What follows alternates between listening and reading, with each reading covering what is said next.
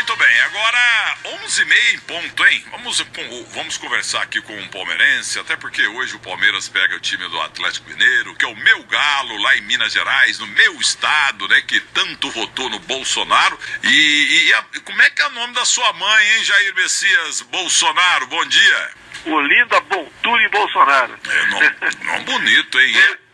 Teve 7 filhos, olha só. Então, antigamente era assim, né, Jair? Era. Agora é o seguinte, ela tá sofrendo ou tá sorrindo e tá gostando do serviço teu como presidente? Olha, alguns probleminhas da idade já bateram a porta dela. Por exemplo, né, eu posso falar aqui porque ela não tá nos ouvindo. Ela não sabe que eu levei a facada ainda. Então ela tem uma vida bastante modesta, tem seus probleminhas, fica ali perambulando pelas casas dos filhos e ela é deixada de lado nesses grandes problemas. Ela sabe que eu sou presidente, esteve na minha posse e nada mais além disso. Ela sofreu muito na vida, né? Uma vida difícil, imagine, no interior de São Paulo, a região mais pobre, aí, o Vado Ribeira em especial, mas ela foi feliz com seus 7 filhos e ao lado do meu pai, que já se foi, né? O Geraldo. Então, é a vida, né? É o nosso destino, meu Donélio. Se eu costumo dizer, se todos nós, né, que tiver consciência que um dia vamos passar por isso e vamos embora, o mundo seria melhor. E aqui no interior de São Paulo, quando você era um molequinho que de certo roubava muita jabuticaba também, no vizinho, a tua mãe falava assim, Jair, põe brusa, senão você pega friagem, Jairzinho. Se eu falar que pulei a cerca pra pegar uma jabuticaba, imagina a manchete dos jornais amanhã, né? Então eu vou me reservar, não falar se pulei a cerca pra pegar uma jabuticaba no vizinho ou não. Não, mas que ela gritou muito com você, Jairzinho, põe brusa, põe japona. Não, mas ela gostava muito de mim, né? Porque quando eu frequentava as quermesses, era muito comum aquele jogo de bingo. Eu dava muita sorte, então sempre levava um frango assado pra casa. Então eu era peixe da minha mãe. Nas barraquinhas lá na minha terra era frango cheio. Frango cheio, né? Frango cheio. Tinha ferro elétrico. Quarto de leitão. É uma delícia. Era uma felicidade. Tu levar um ferro elétrico pra casa, um frango assado, um quarto de leitão, poxa, era uma festa. Era uma festa. Mas agora a verdade é a seguinte, rapaz. O mundo mudou, nós estamos vivendo aí este momento brasileiro e você falou a respeito da tua mãe, 92 anos, que tá com alguns probleminhas, eu tô sabendo. É o que aconteceu com a minha tia mãe, entendeu? Ela morreu com 90 anos, vítima de Alzheimer e ficou 17 anos na cama. A medicina avançou muito no combate à AIDS, ao câncer, mas com relação ao mal de Alzheimer, presidente, a medicina ainda patina. Minha mãe tem um problema nesse sentido e a gente evita levar coisa para ela, para não levar mais sofrimento até, né? Só leva coisas boas para ela. Hoje me permite aí, em nome da Dona Olinda, com 92 anos de idade, meus parabéns a todas as mamães do Brasil, tá ok? Ok, tá ok. O primeiro tá ok dele, hein? O Cristiano, no tocante ao Dia das Mães, tá ok. Mas é o seguinte, o senhor tem o Cristiano Panvec, nosso colega aqui, tem muitas perguntas do senhor também, mas eu queria saber de mais nada. Você já tem alguma bomba para anunciar aqui na Band News TV, na nossa Rádio Bandeirantes? Por favor, tem alguma novidade dominical? Eu sou o capitão de artilharia, a minha área é essa que tu falou aí, né?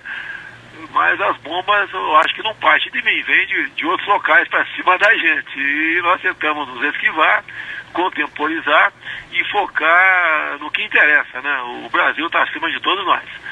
E é isso que a gente pretende fazer, está fazendo. Sou acusado de muita coisa ainda, né? Não tenho nada a ver com isso. Porque tem gente que quer inviabilizar o governo para voltar ao poder, voltar a práticas de antigamente, né? Mas o parlamento aqui, eu acredito que a maioria dos parlamentares vão nos dar o devido apoio por ocasião dessa reforma que precisa ser feita. É como uma vacina, né? Tem que dar a vacina no moleque, senão ele pode ter um problema mais grave lá na frente. A grande vacina no momento é a nova Previdência. É gente que está fora do poder querendo voltar ao poder. Mas também não tem gente que está no poder de forma subalterna, que está querendo subir até para a posição sua? Olha, quando você fala isso, você sinaliza para o vice, né? Eu acredito que o vice não tem essa pretensão, se bem que todo ser humano quer ascensão. Eu costumo dizer, né, que aquele que não pensa em progredir tem que comprar o lote no cemitério. Mas eu não acredito nessa possibilidade por parte do vice. Agora, que tem gente, outras, que buscam uma maneira de te minar para poder ganhar algo lá na frente, isso sempre existiu e existe no meu governo também, com toda a certeza. E a gente vai se preparando, né? Nós temos que nos antecipar aos problemas, tomar as vacinas e prosseguir. Eu acho que o que nós podemos fazer, a minha opinião, e quem sou eu, né? E sou até suspeito para falar isso, porque eu sou o presidente, nós estamos fazendo o possível. Muitas medidas tomadas, grande parte dependemos da Câmara e do Senado, e eu conheço a sensibilidade deles, porque fiquei 28 anos lá dentro, e muita gente já tem consciência do que tem que fazer. Não são todos, né? Mas a grande maioria sabe o que tem que ser feito.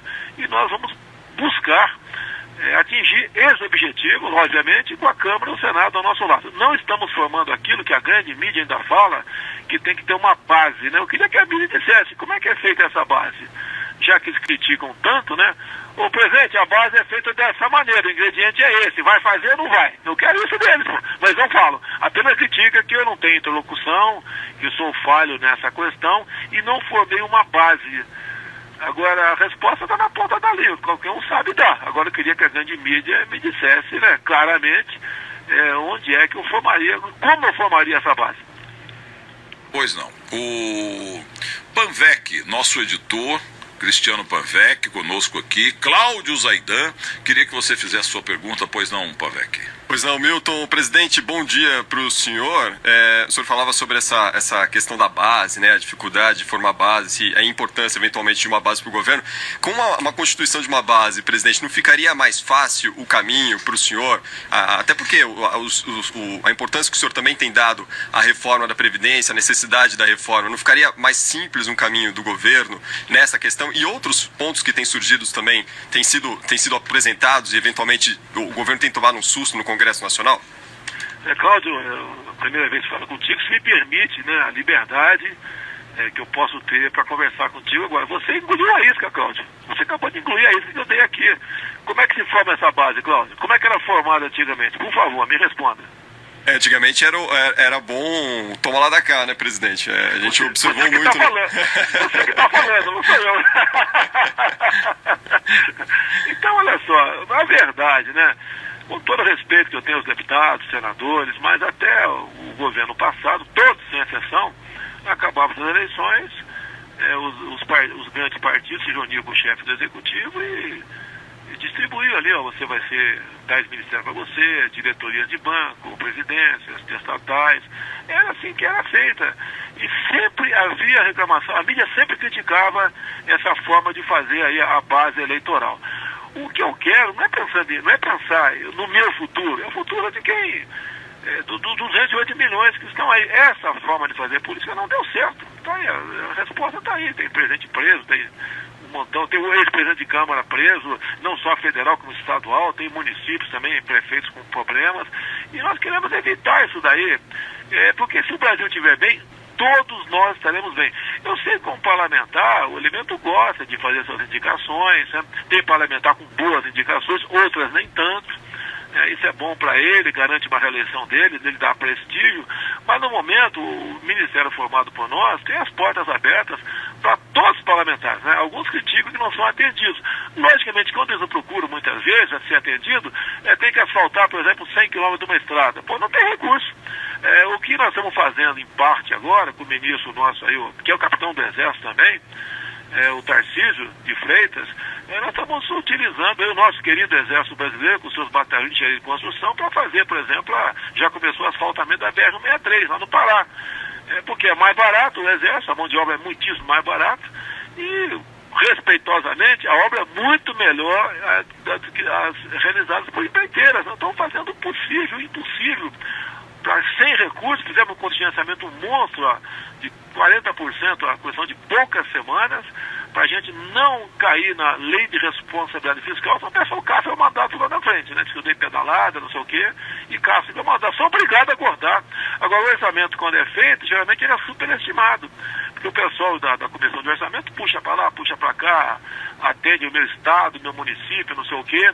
E ali os caras vão botando ali que haverá uma entrada de receita extra no ano seguinte. Não há, muito pelo contrário, às vezes até cai, como aconteceu. Então esse corte de 40%, se a economia reagir, vamos supor, é difícil a economia reagir. A economia é igual um navio, ele se movimenta devagar e muda de direção de forma muito vagarosa também. A gente atende a todo mundo.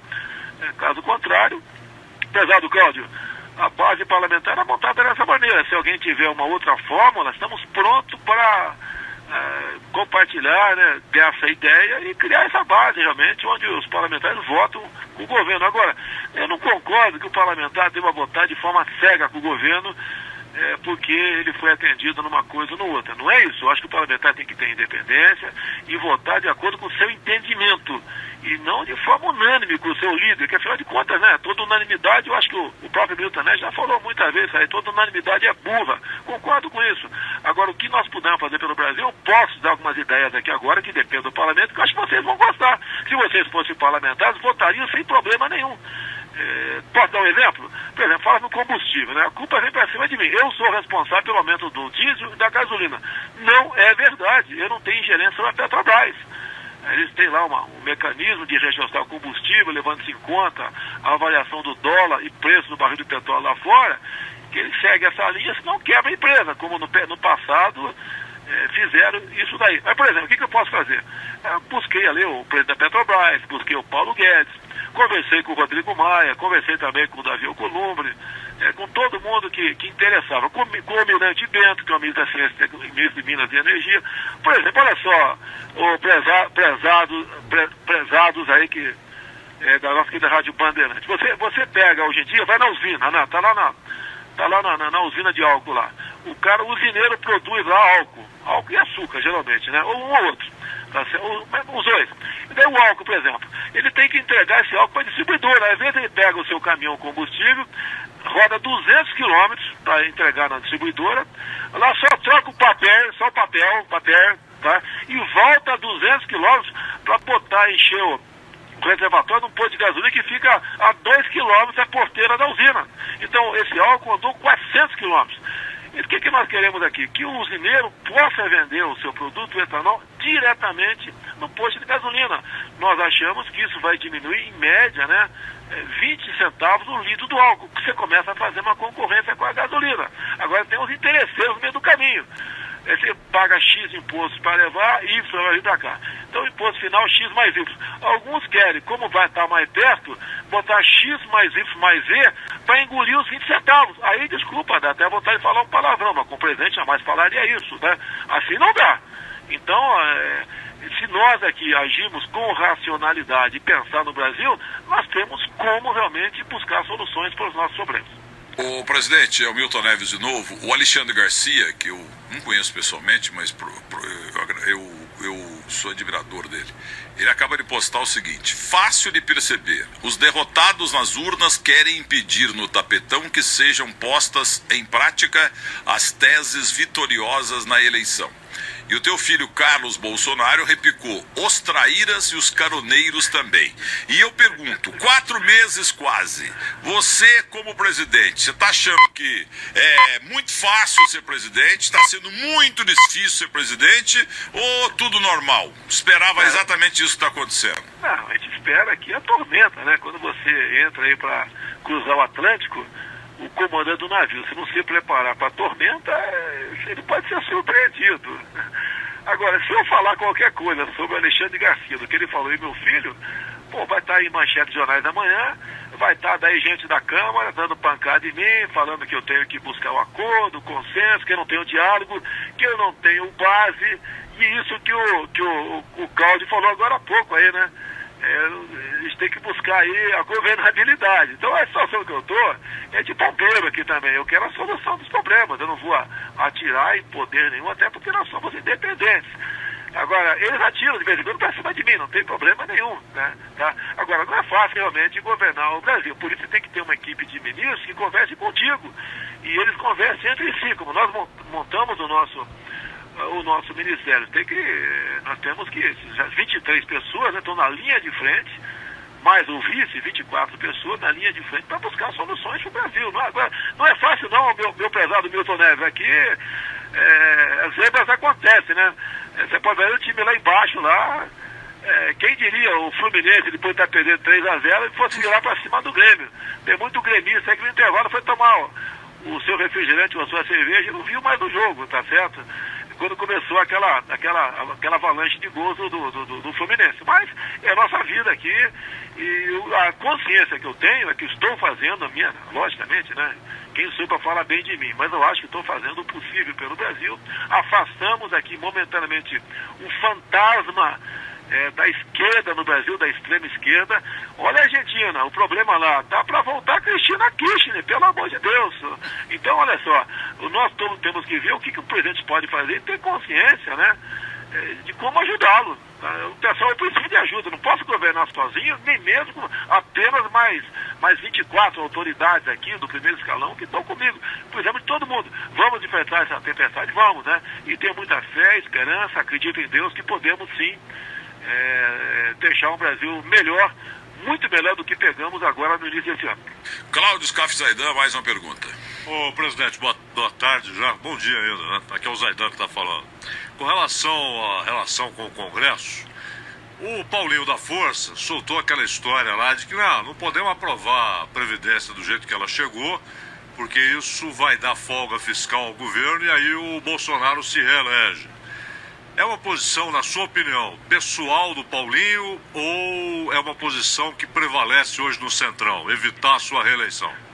Olha, se eu não estiver bem informado, eu não posso governar. Até na nossa casa, né? Temos que saber, por exemplo, quem é que está com nossos filhos, quais são as amizades dele, porque depois que acontece, não adianta você querer botar tramela na porta. É isso mesmo, o Milton Neves? Tramela, isso mesmo? Tramela, palavra maravilhosa lá da roça, da roça, interiorzão.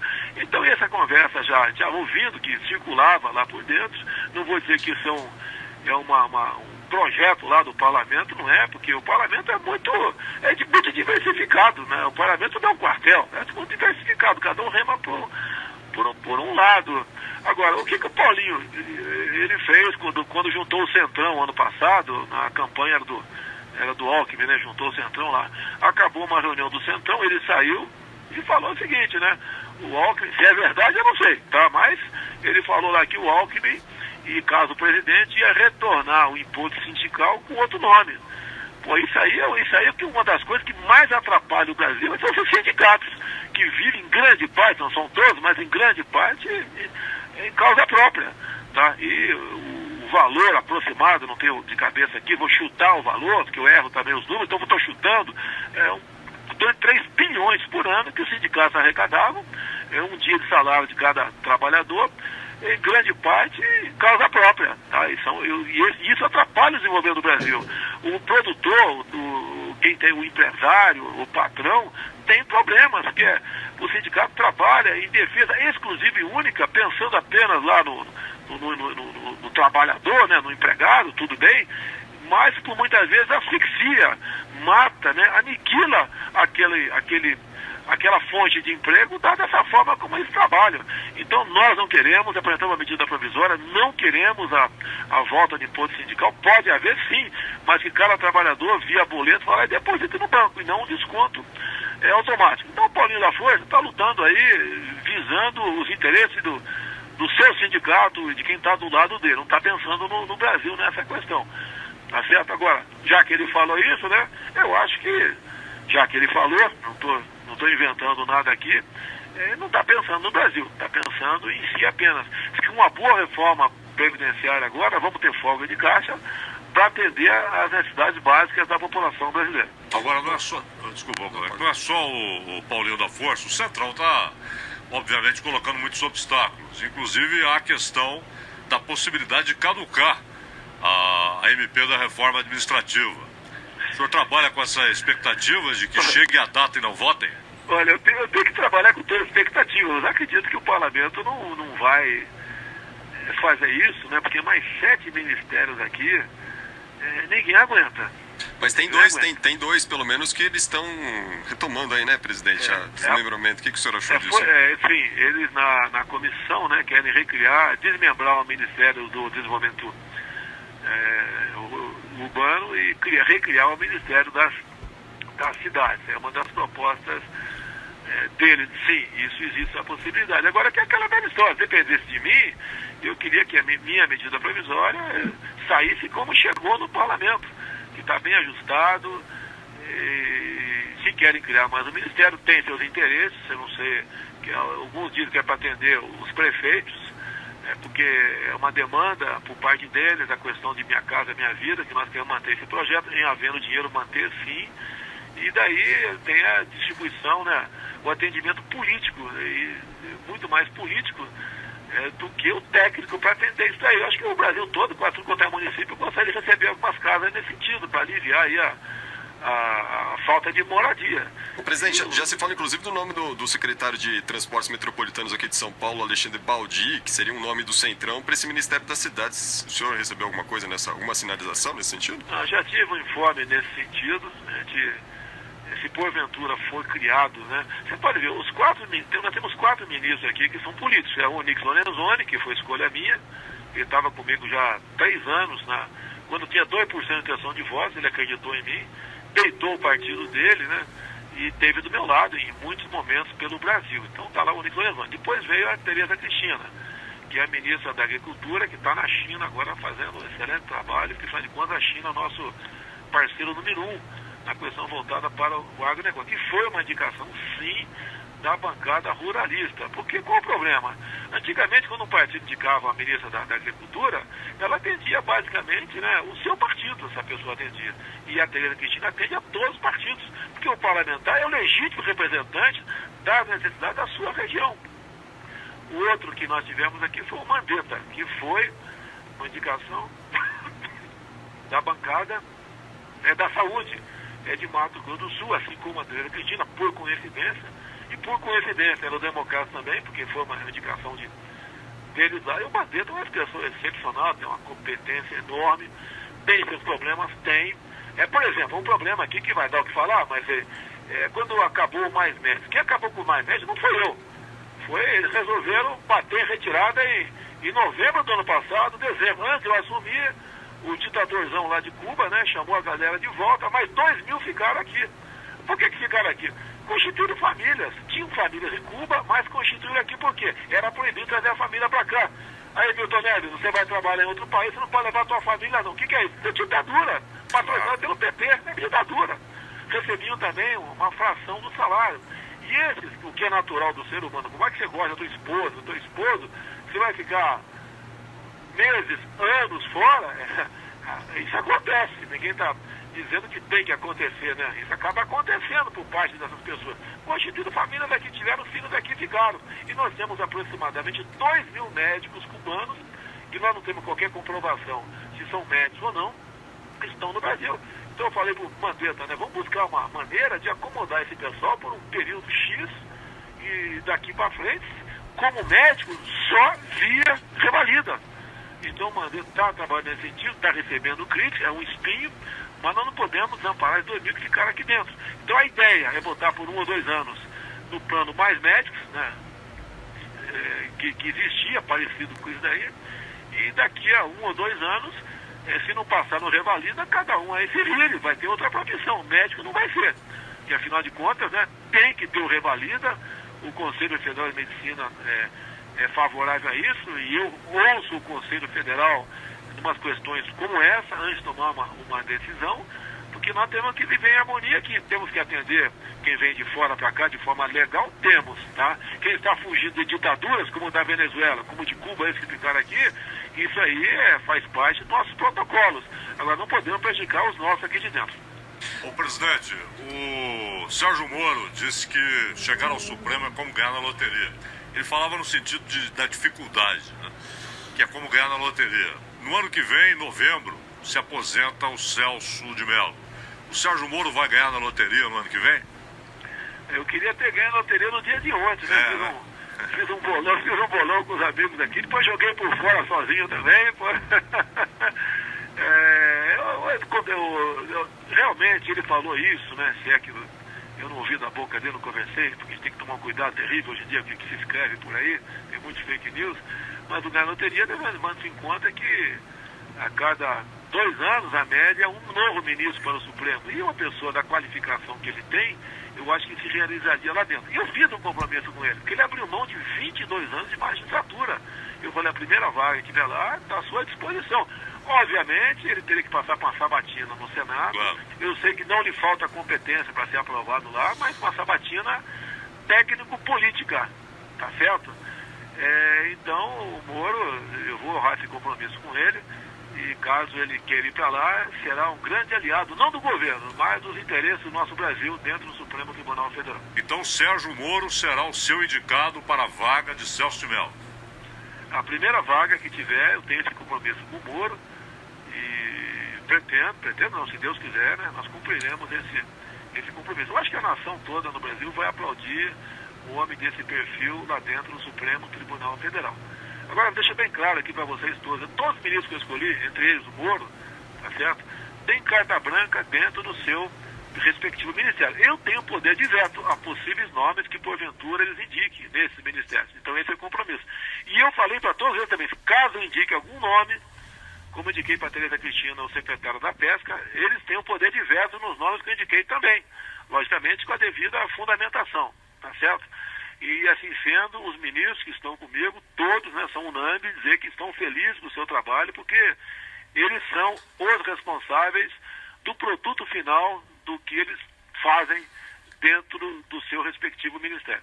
Presidente Jair Bolsonaro, nós temos ainda a economia, né, como foco principal, né, a recuperação do emprego engatinha, a gente tem toda a expectativa em torno da reforma da Previdência, mas o governo tem tomado algumas ações, né, algumas atitudes pontuais, como por exemplo o MP da desburocratização, que melhora um pouco o cenário para algumas empresas que estão surgindo, enfim, torna a situação um pouco mais fácil. Mas tem um setor principal aqui no Brasil, presidente, que é o turismo. O turismo no Brasil ainda movimenta muito pouca gente, né? Atrai muito pouca gente de fora. O Brasil atrai, sei lá, aproximadamente 6, 7 milhões de pessoas por ano de fora do país. Só a Notre Dame, que pegou fogo, atrai mais gente do que o Brasil ainda consegue atrair. De que forma o governo tem trabalhado para melhorar esse setor, que é importantíssimo para o Produto Interno Bruto do Brasil, e quais ações os senhores pretendem tomar daqui para frente para que o turismo também seja um provedor da economia do país? O turismo nosso é vexatório, tendo em vista nós temos o primeiro do mundo em belezas naturais. Agora, tem setores aqui do governo que atrapalham o turismo. Bem, nós temos que investir para diminuir a questão da violência. Eu espero que o pacote anticrime aí do Sérgio Moro seja aprovado pelo parlamento. No meu entender, já deveria ter sido discutido esse assunto e votado. E não ficar... Porque são questões simples, objetivas, né? Você, em poucas horas, toma conhecimento do que ele quer, de forma juízo no cante a isso. Agora, está demorada a tramitação disso lá, porque não é apenas a violência que você vê aqui do bang-bang, de vez em quando uns locais perdidos aí do Brasil. Agora isso depende do Rodrigo Maia, né, presidente? Ele é o dono da pauta, né? Ele é dono da pauta na Câmara, e o Davi Alcolumbre é dono da pauta lá no Senado. E essa bola está com eles, eu não posso interferir, eu não posso chegar no Rodrigo Maia e fazer exigência para ele, apesar de nós estamos tendo um excelente relacionamento nas últimas semanas, né? Mas a bola está com ele. O que depender de mim, eu boto para frente.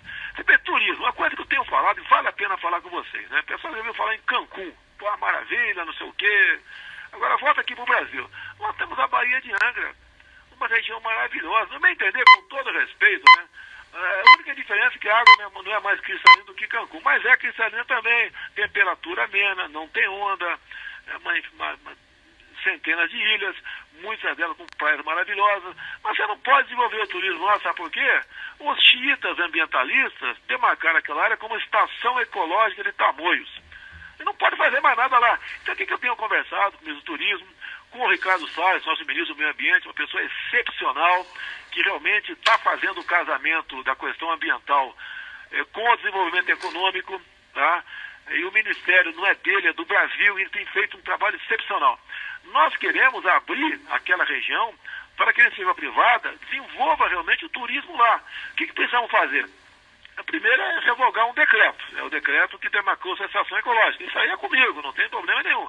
E na hora certa, né, tendo o sinal verde do ministro Ricardo Salles e do ministro do turismo, nós vamos fazer isso daí. Como devemos talvez fazer, já que vocês estão falando de São Paulo, o mesmo na boca, ali na Foz do Rio Ribeira, que pega ali Cananéia, Iguape, Ilha Comprida.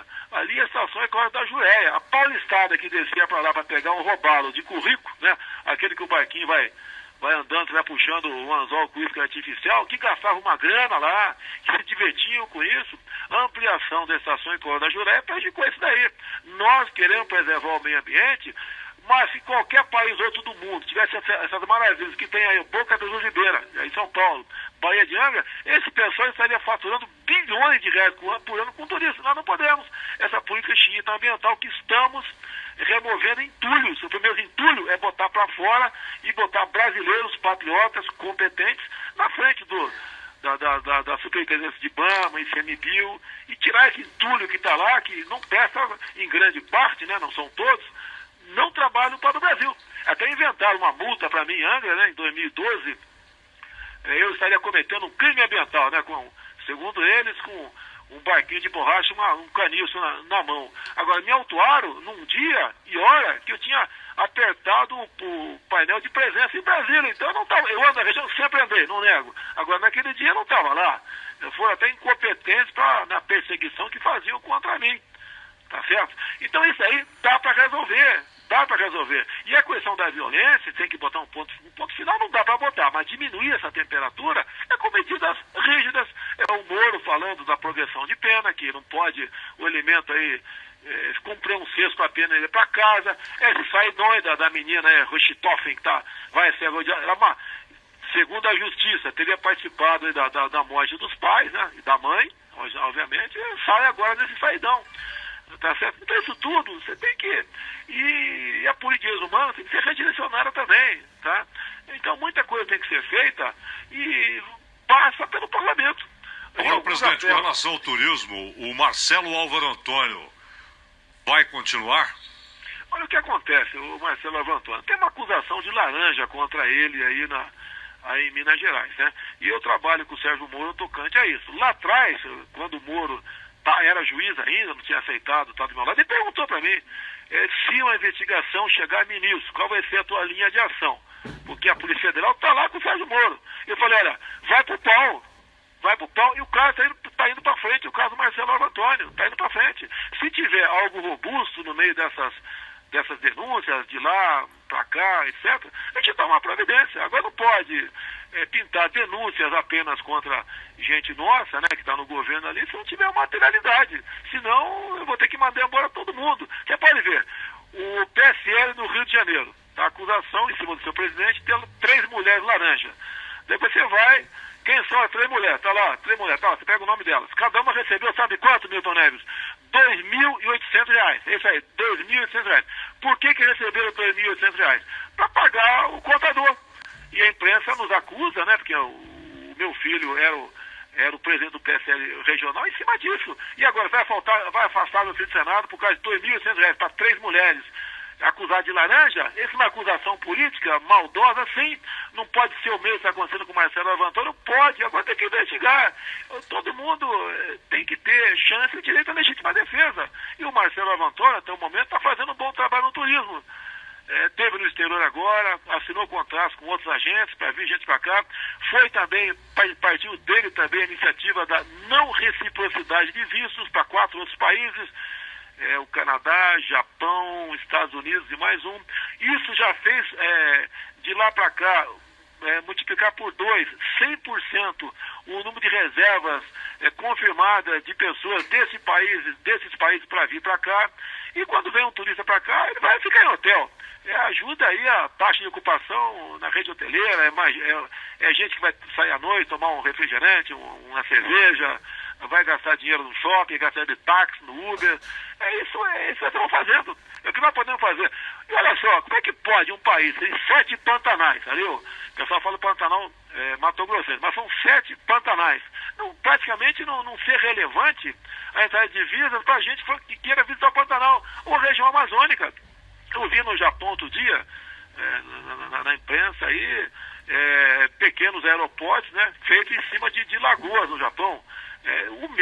A mesma tecnologia podia ser feita aqui, né, na Amazônia, pistas menores, que não, logicamente que não podem, esses aviões aí com cento e tantos passageiros, mas um número menor de passageiros, uma pista menor, para divulgar o turismo da região amazônica, tá certo? Então isso daí está sendo feito, muita coisa está em andamento, algumas já em prática, para a gente buscar solução para entrar mais dinheiro no Brasil, para a gente conseguir pagar nossas dívidas. A previsão, a projeção esse ano, que a gente acabe de novo, né? Acabe o ano pagando tudo que tem que pagar, levando em conta que nós vamos receber, e ainda está devendo uns 150, 160 bilhões que vai passar para o ano que vem. E a dívida vai acumulando, já está na casa dos 4 trilhões de reais. Onde é que nós vamos parar? Daqui a pouco a gente quebra. Se a gente fizer reforma profunda, a gente quebra, até não sobra dinheiro para ninguém mais. Ô, presidente, falando de Nova York agora, eu tenho ido muito a Nova York, estaria viajando hoje à noite para o seu evento. O meu filho mais velho faz 10 dias que está em Nova York, e eu entendo que a comissão organizadora deste seu evento pisou na bola. Nova York tem a seguinte lei, eu tenho ido para lá nos últimos 10 anos bastante. A lei deles é a seguinte: tendo dólar, não tem dolor. Americano adora 3 coisas: dólar, dólar e dólar. Se fizer este evento lá, este evento que não tem nada a ver com a política de Nova York, esse prefeito lá não tem nenhum futuro, foi um zebrão. E como o Trump gosta muito de você, ele está enchendo o saco também do Trump. Agora, veja bem, essa comissão organizadora aí pisou na bola com o senhor, porque o que mais tem lá é hotel.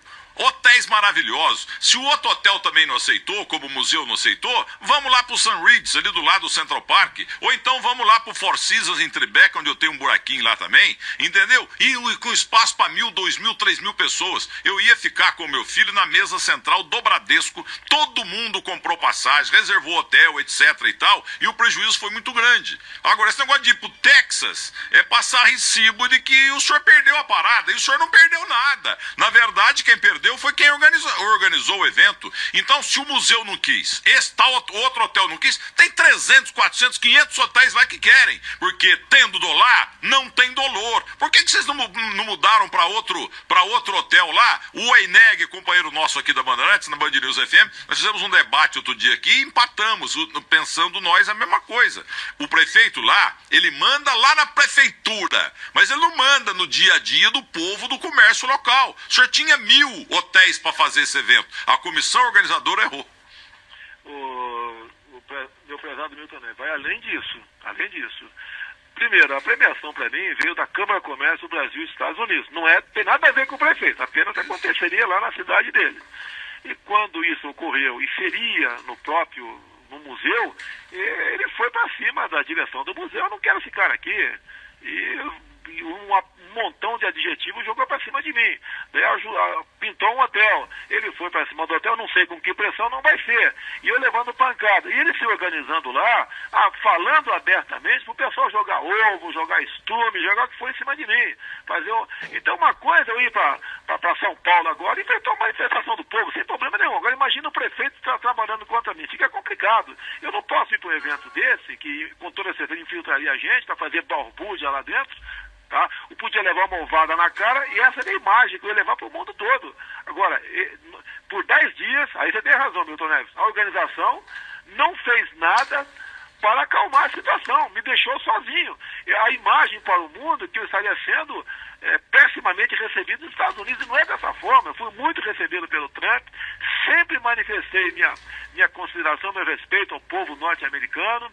Agradeço muito a eles, né? Tivemos o Dia da Vitória poucos dias atrás, a eles, a nossos pracinhas, que combateram o nazifascismo na Itália em troca de nossa liberdade.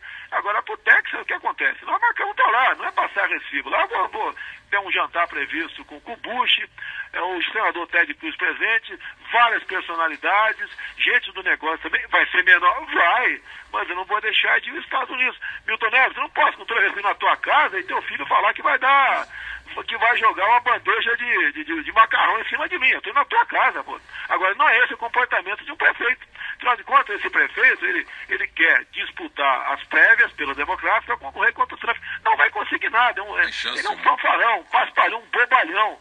Tá? E se tivesse PSOL lá, o partido adequado para ele seria o PSOL. Então foi isso que aconteceu. Lamento, muita gente realmente tinha marcado viagem, até você se encontrar com o teu filho, bacana, pô, te lamenta tudo isso aí, mas eu tenho que pensar na minha imagem como presidente, que eu não posso aparecer na capa dos jornais do mundo todo, especial aqui no Brasil, que você conhece a nossa grande parte da nossa mídia, né, com um ovo no meio dos cornos, jogado por um palhaço, né, de um ativista desse prefeito, não menos palhaço e não menos bobalhão, que é o atual prefeito de Nova York. Presidente, depois da última vez que o senhor foi aos Estados Unidos, o senhor voltou de lá com um acordo muito interessante para a utilização da base de Alcântara, né, que é um ponto importante para o desenvolvimento tecnológico aqui do país. Um trabalho que o governo tem feito aí recentemente e tem alavancado agora é a questão do desenvolvimento da internet também via satélite, principalmente para atingir as escolas, incluindo aquelas escolas ali nos rincões do país, né? Muita gente nem imagina que existem os tais rincões, mas eles existem, né, presidente? De que forma que está esse projeto agora? Como que tem sido desenvolvido esse trabalho dentro do governo? Bem, vamos lá. Nós temos um satélite que está há 2 anos no espaço, né, aproximadamente. Né? Levando-se em conta o gasto para sua manutenção aqui da Terra e a vida útil do satélite, a nossa despesa diária sempre está na casa de 800 mil reais. Então, que é muita grana, certo, Milton Neves? 800 mil por dia, muita grana. E até o final do governo Temer, né, isso pegando um pedacinho lá atrás da Dilma, do governo Temer, esse satélite estava inoperante. Tinha apenas meia dúzia de pontos aqui no Brasil que podia captar o seu sinal e via um roteador ali transmitir o sinal de Wi-Fi para um raio de 300 metros. O que o ministro Marcos Pontes, que é o nosso astronauta, motivo de orgulho para nós aqui do Hemisfério Sul, né? O único astronauta da região, um elemento extremamente preparado, formado pelo ITA, piloto de caça da Força Aérea, ficou muito tempo na NASA, foi ao espaço, realizar experiências maravilhosas. O que ele fez? Porque ele tem prazer de fazer isso aí.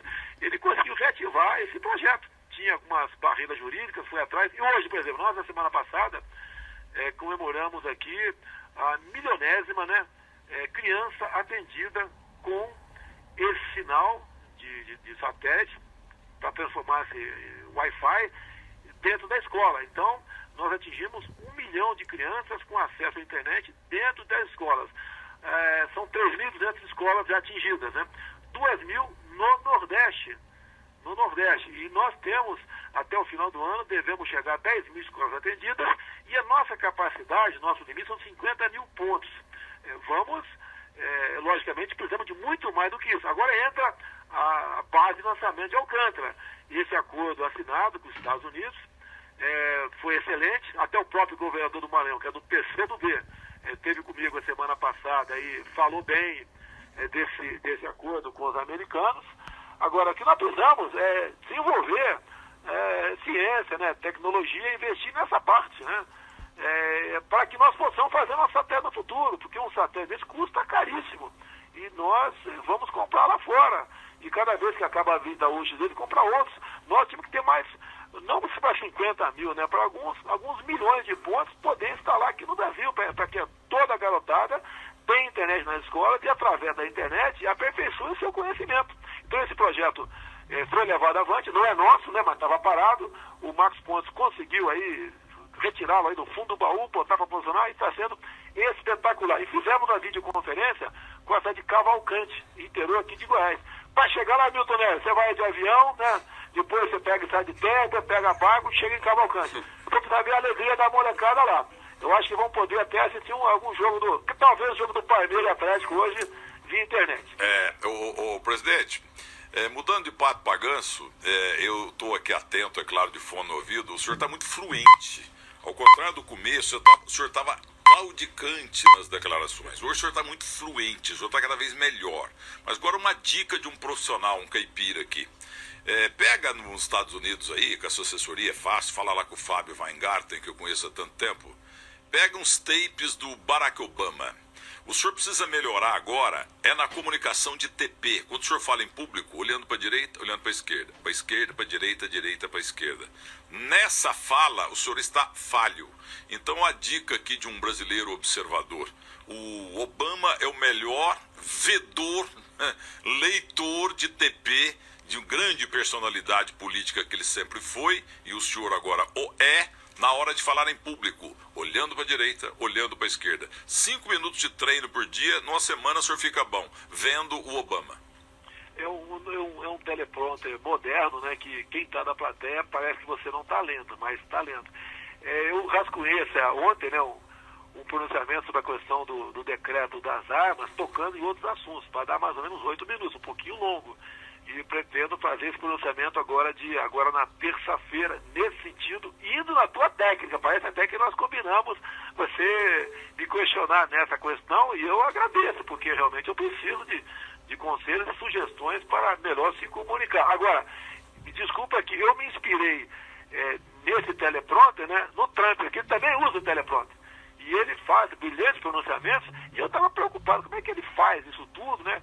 Com um raciocínio bastante lógico, e atinge o seu público lá, norte-americano. Depois eu vi que nas beiradas da filmagem apareceu um teleprompter bem parecido com o nosso.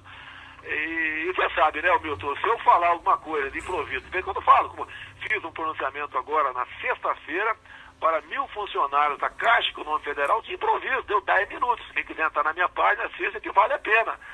E a gente consegue ali dar o raciocínio lógico. Agora, qualquer palavra errada, você sabe que está dando munição aí para o pessoal atirar em cima de você. Mas parabéns, obrigado, Milton Neves. Eu vou seguir teu conselho, até porque você é mais velho do que eu, sei disso. Me escuta, quem sai primeiro da cadeia, o Lula ou o Temer?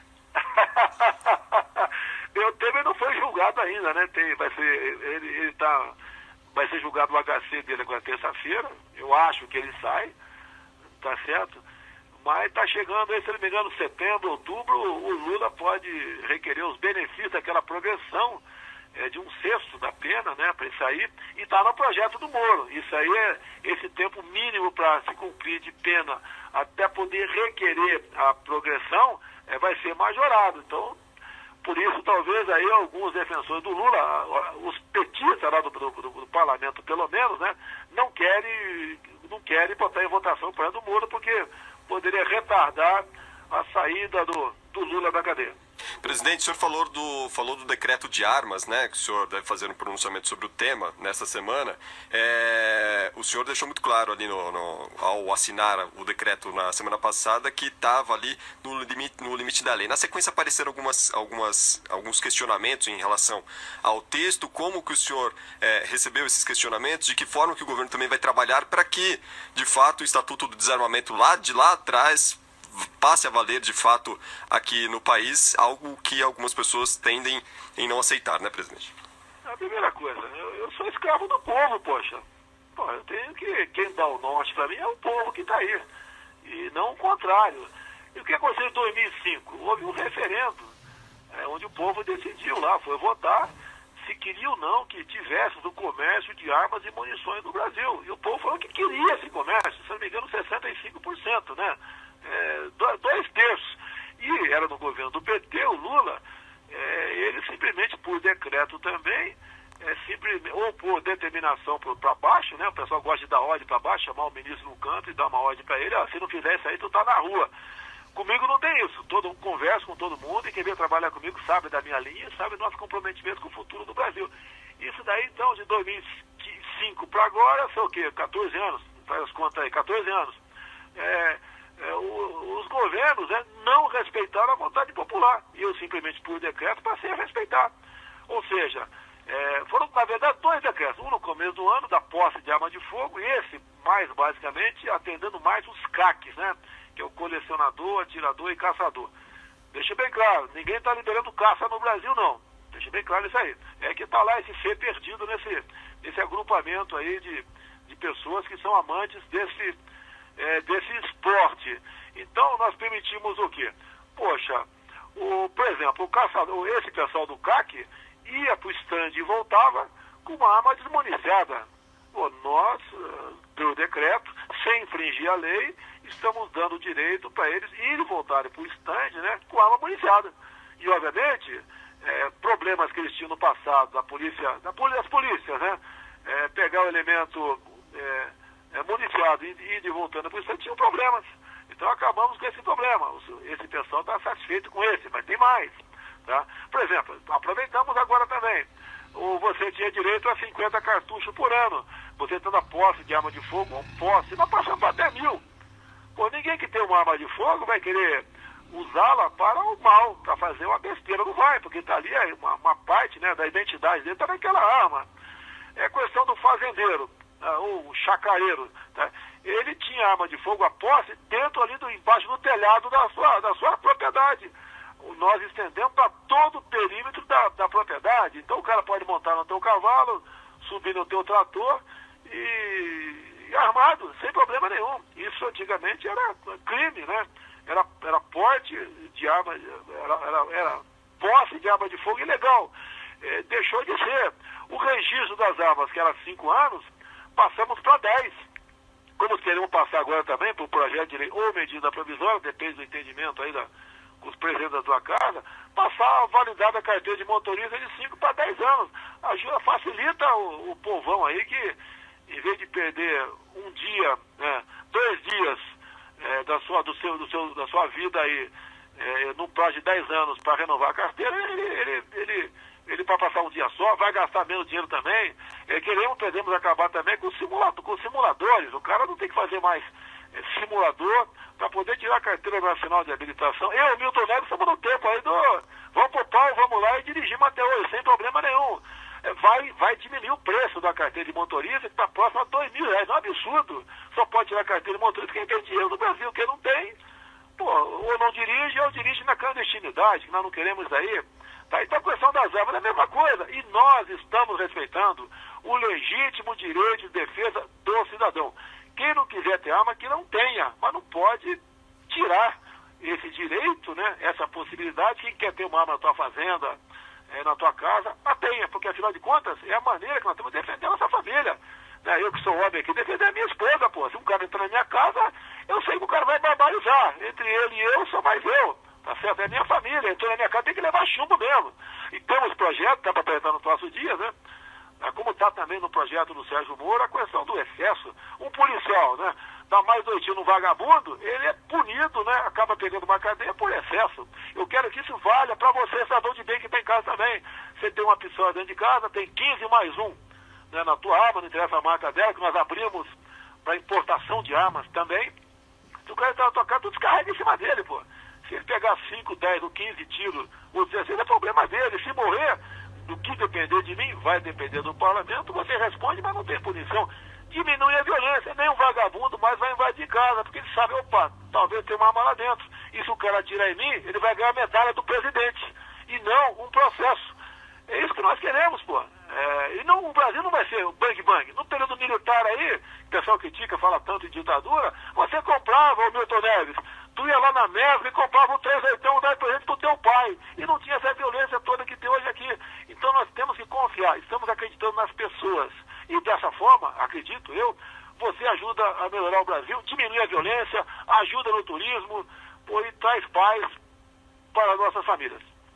É isso mesmo, e no meu tempo lá era na base do estilingue também, e andar para andar era de carro, então de carroça, de carro de boi. Vamos às 2 últimas perguntas aqui. Para aí, você falou estilingue, eu sou do tempo do bodoque. Bodoque. O pessoal que não sabe o que é bodoque, o Zaidan sabe. Eu vivia com o dedão polegar da mão que segurava ali. Vai caçar sapo com bodoque, xará. Lembra? E às vezes pela pedrada não tem polegar, pô. Então, agora eu perguntei ao senhor a respeito do... O senhor está achando mais fácil, mais difícil ser presidente? Esperava essas dificuldades? Não está tão difícil e tal, mas eu tenho uma utopia que eu venho falando muito nas minhas tribunas aqui. Nessa briga, nesse fla-flu envolvendo o vermelho e azul. Digamos, presidente, que o senhor consiga uma utopia, que o senhor consiga uma comunicação nacional, uma cadeia nacional de rádio e televisão, você, presidente da República, ao lado de Jesus Cristo. Atenção, país, estou anunciando que Jesus, que está aqui do meu lado, foi nomeado ministro da Fé e ministro da Saúde. Vai trabalhar até o fim do meu governo, se eu for reeleito ele vai continuar. Certo, Jesus? Certo. Isso, aí beleza, aquela repercussão mundial. Aí o pessoal do PT chega e fala assim, isso não vai dar certo.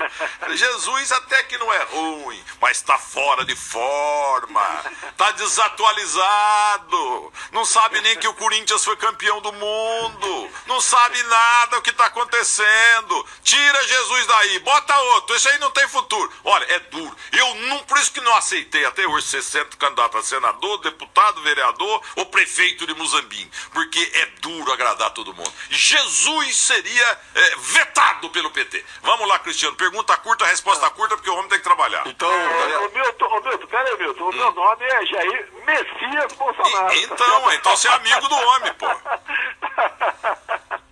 Tá certo. Ô, presidente. A política não é fácil, a gente vê o Daterão de vez em quando ele dá uma escorregada aí, querendo vir candidato ao Senado, isso, aquilo.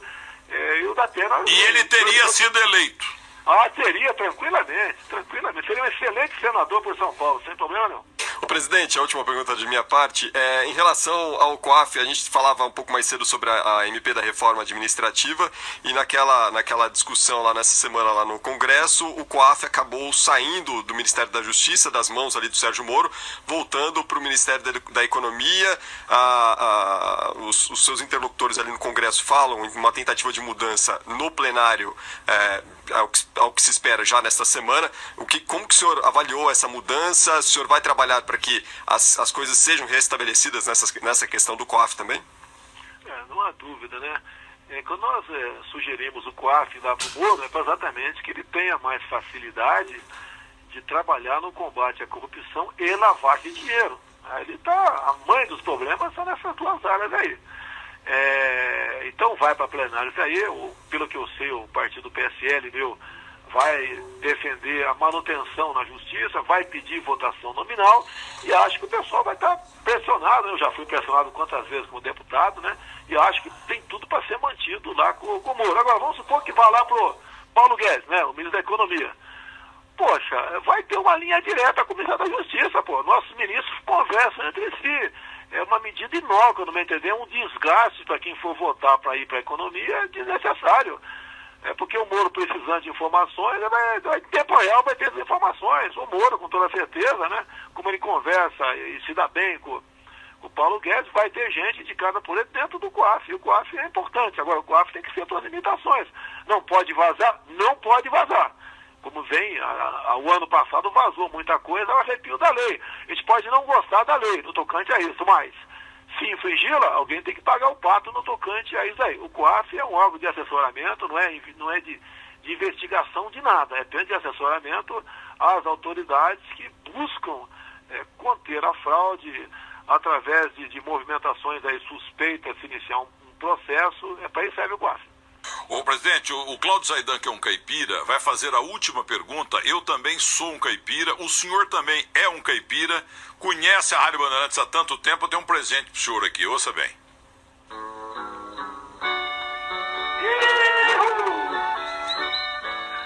Neste horário, em seu rádio, Na Beira da Tuia, programa campeão de audiência com a dupla campeã de popularidade, Tonico e Tinoco. Olha, esse cartãozinho aqui é daqueles antigos que você mandava pra namorada, né? O passarinho levando no bico, lembra? Olha, mas essa cartinha aqui aí. Agora é contrário, quem leva no bico é o namorado, né? Né? O namorado leva as moças no bico pra arrumar um casamento, elas têm que suar, né? Então. Tem que suar fria pra conseguir um casamento, porque os homens estão vivos hoje, viu? Né? Isso não é mesmo. que ele antigamente que ele olhava assim meio morteiro numa moça e dizia, ih, essa aí mesmo. Essa que me entende. Aí, lá no interior, o senhor ouvia na beira da Tuia, na Rádio Bandeirantes, com Tonico e Tinoco. Ei, dupla, hein? Essa aí foi demais mesmo, hein? Ô Milton, ainda bem que você está apenas de ouvir, não tem imagem. Eu confesso que estou emocionado, fiquei arrepiado, os olhos lacrimejaram, tá ok? Porque eu fui lá nos anos 60, né? Lá em Eldorado Paulista, antiga Xiririca. E tinha também um complemento, né? O Tonico e Tinoco, a dupla que canta e encanta os sertões do Brasil. E eu levava meu radinho de pilha, que eu pescava, né? De linha de mão e às vezes de rede. Com linha de mão, eu levava o radinho de pilha para ouvir um futebol à tarde. O Fiore Giliotti gravar, falava, não sei se era da Bandeirante, Fiore Giliotti. Bandeirantes, opa. Bandeirantes, tá, pô, eu ouvia. Mauro Eu trabalhava Pinheiro. com ele. Quando o Gigliotti gravava, eu dava azar, que naquele tempo não era porco, não era pela Parmeira. O Parmeira não ia muito bem. Era periquito. Era periquito. Você sabe depois é que veio o porco, né, Milton? Você gosta que você sabe. Foi. A gente vendo os caminhoneiros andando por aí, transportando porcos, né? E o pessoal escrevia lá atrás, cada um corintiano, santista, São Paulino, escrevia atrás do caminhão dele, ó. Como é que é? Eu não sou palmeirense, mas transporto a torcida. E a torcida do Palmeiras é esportiva. E hoje em dia nós somos porco com muito orgulho. E hoje o nosso porco vai comer um galo lá em Minas Gerais. É isso mesmo, pode ser sim, olha aqui, ó. E vem pro jogo o time do Palmeiras, bola foi chuta para Dudu, domina a entrada da grande área, lançou para William na grande área, na esquerda, cruzou na bola no gol, entrou na pequena área, Daverson bateu!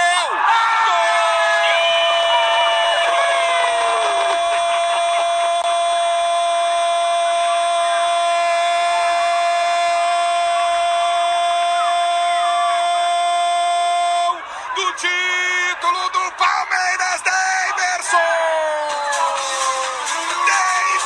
Pro Verdão, numa jogada que começou com o melhor do Brasil,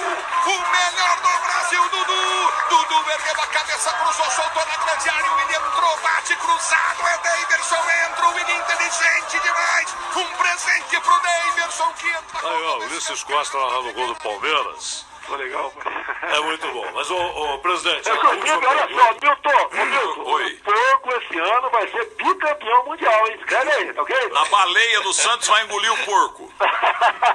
Mas é o seguinte, a última... Aliás, pergunta... o nosso porco tá valorizado. Vamos mandar bastante porco pra China agora, né, presidente? lá pelo sul. Deu uma peste suína lá, né? Se bem que cai um pouquinho a importação de soja daqui, porque tem lá menos porcos pra comer soja, mas né? morreram mais de 200 milhões de porcos. Sim. E você sabe que cada chinês, em média, óbvio, come 40 quilos de carne suína por ano. Você multiplica por... Hoje estão chegando em 1 bilhão e 400 milhões de chineses. Você multiplica por 40 quilos por ano, então eles vão ter de importar muita carne suína. Então o Brasil vai exportar menos soja, mas pode exportar mais carne suína. Mas o presidente... Não, mas ainda na área da fazenda, eu quero fazer uma ameaça ao presidente. Sim. Eu sou cafeicultor lá no sul de Minas Gerais, Muzambinho, Montebello e Guaxupé. Para produzir 60 quilos de café, presidente, a gente gasta 430, 440 para vender por 300. Ou o senhor resolve essa situação do café, ou eu derrubo o senhor. O pessoal já chegou para mim, estamos tomando a providência sobre essa questão. Agora, o grande problema do Brasil, a mão de obra é caríssima, os impostos são caros, são altos também. É muita coisa, tem que mexer aqui. Quando você quer mexer no lugar, você arruma outro, né? Mas aí que vem, a minha última pergunta é sobre imposto.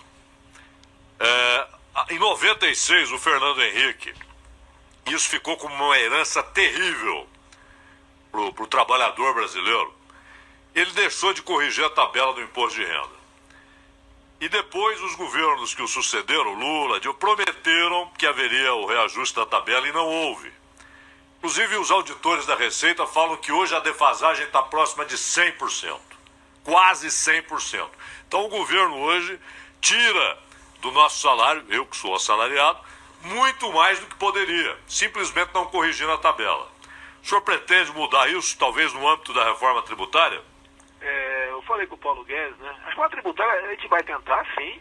Eu estou falando para o pessoal não entrar muito fundo, e quando querem entrar para resolver, fica aquela história de remendo novo em calça velha. Não vai dar certo.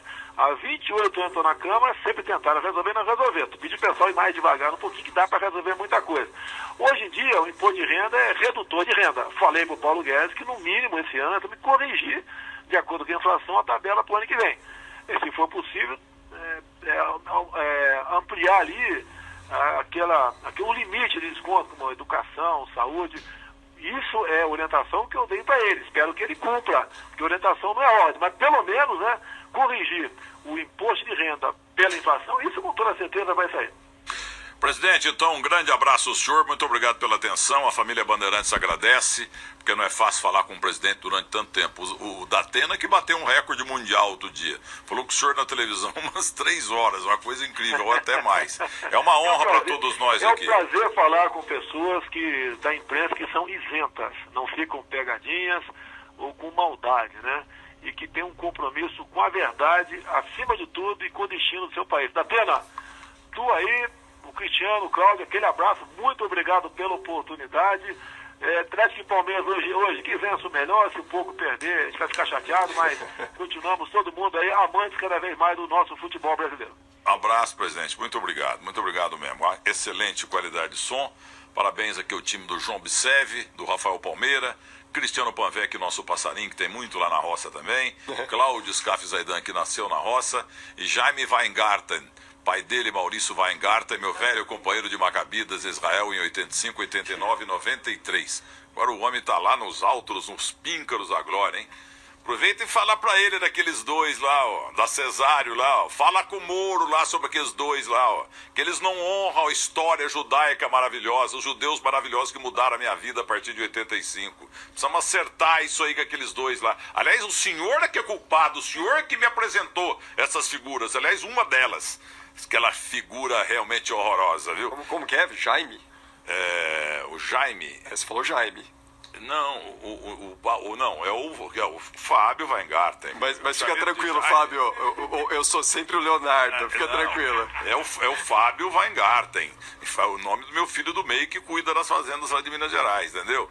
Inclusive, ele estava me contando ontem no jantar um negócio interessante que não precisava esticar aí com o presidente, que é uma coisa pequena em relação às atribuições dele. Mas escuta essa aqui. O negócio é o seguinte, lá na fazenda, agora na época da panha, o que vocês chamam de colheita, para nós mineiros é panha. A panha no café está rolando agora. Você tem que ter muita gente para apanhar o café. E você é obrigado, só um minutinho, Fábio, você é obrigado, todo fazendeiro, tem que ter os banheiros químicos, é lei. Ai de você se não botar banheiro químico ali do lado do cafezal. Então, dependendo do tamanho da fazenda, você tem lá 30, 40, 50, 70, 80 banheiros químicos. E custa caro, o pessoal de Campinas que aluga. Pelo menos a nossa lá é tudo alugado em Campinas. E sabe o que acontece? Eles não usam banheiro químico. Eles estão acostumados a fazer no mato. Mas você tem que pagar. Ai de você se não alugar. Você é multado. Aí vai pro juiz lá, entendeu? E tem aquela frescurada toda. E o café, você gasta hoje uns R$500 para produzir 60 quilos e vende por 330. Que vantagem que a Maria leva. Vai lá comer falafel, tá bom? Vai lá no Barbacoa e tem comida kasher pra você lá, tá bom, Fábio Weingarten? Muito obrigado. Falamos aí com o homem. Põe mais um pouquinho na beira da tuia aí com o Tonico e Tinoco. Um morreu, né? Morreu. Ou os dois já morreram. Então. E que Deus os tenha, né? Como diz Mauro Cabeleira, a morte faz parte da vida, mas eu também gostava muito de Tonico e Tinoco. O povo aqui não sabe nem o que é tuia. Tuia é tulha. Entendeu? Onde o fazendeiro guarda lá o seu milho, guarda o seu café, então é tudo tulha, não é tuia não. E guarda o seu milho, onde tem muito rato, entendeu? Vamos ouvir um pouquinho.